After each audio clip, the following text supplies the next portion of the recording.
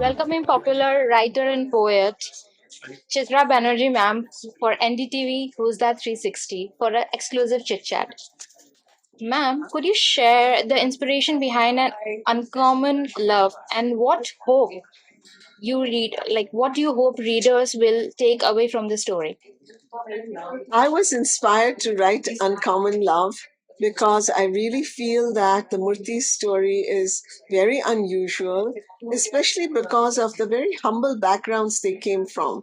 They did not have the advantages that entrepreneurs of that time, especially people who grew great businesses, had.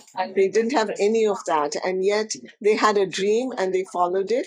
And I feel people have so much to learn from their lives, but also because the way in which they overcame challenges. I think that's very inspiring because it makes us feel that we also can overcome our challenges. Very true. What's your take on the gender pay gap and how do you address the same? The gender pay gap is very sad, isn't it? If people have the same backgrounds, they have the same degrees, they have the same experience, I strongly feel they should have the same advantages and the same salaries. I think we have to start all speaking out for it, and we have to start with policy changes. Yes. Until things become policies and they become illegal to do, people are not going to change. So true. As a prolific author, how do you manage work life balance? I have to say, sadly, I have no work life balance. When I'm right in the middle of a book, I'll just stop doing other things and I'll barely get up from my writing desk. That is not what I suggest for other people, but that's how books come to me. They come to me in a rush and they just become the most important thing in my life. Body positivity and self acceptance are crucial issues today. What are your thoughts on this? I think they are very crucial, and we should never allow other people to dictate how we feel about ourselves. And that is a major theme in many of my works from many years back, before it became, before these words became important in our dialogue. For instance, my character, Draupadi Panchali in the Palace of Illusions, she's a dark person.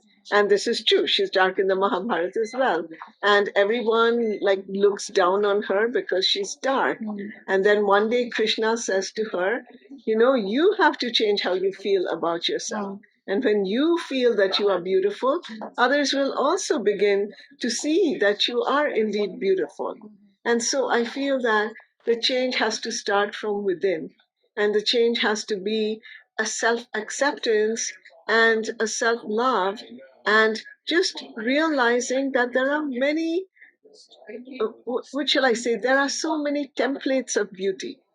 We should not allow other people or some kind of old social norm make dictates to us what is going to be my standard of beauty. And ultimately, that beauty is the inner beauty of personality, of character, and of vision. Yeah.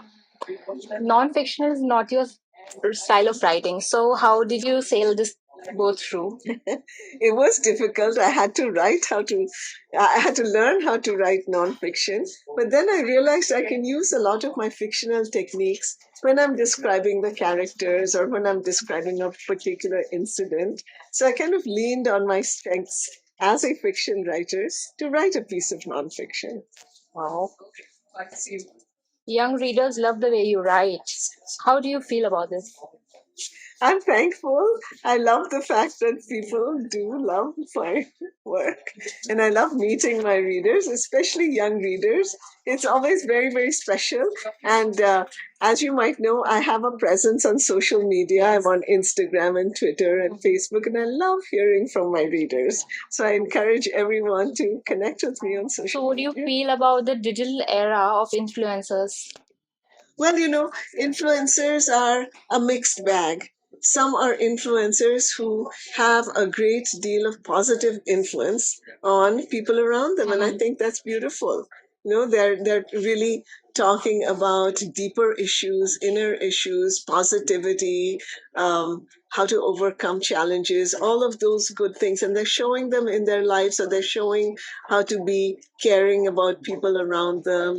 So all those are very good things, right? So it just depends on what influencers do. The only thing I would say to people is don't let that take the place of real relationships in So your true. life. Yes, it's very true. Thank you so much, ma'am.